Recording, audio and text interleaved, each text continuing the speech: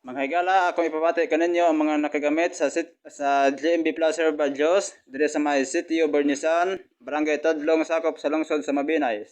Usaan ang nakagamit si Sir Eutequio Valdez. Ako nagpasalamat nining GMB Plus Juice nga pag inom nako ining produkto ha, naayo gid ang akong gibati sa akong lawas. Akong ubo, sakit sa ako ang panglawas, ingon man nga ako nagapasalamat jud og dako niini. Kay sa pag-abot niya ining nagasuroy ining GMB Plus Juice, nagpasalamat po kog dako nga naabot siya dinhi sa amuang Sitio Bernisan, Tadlong. Kay ako nipalit ko ini, naayo gyud ang akong gibati sa akong panglawas. Og daghang salamat.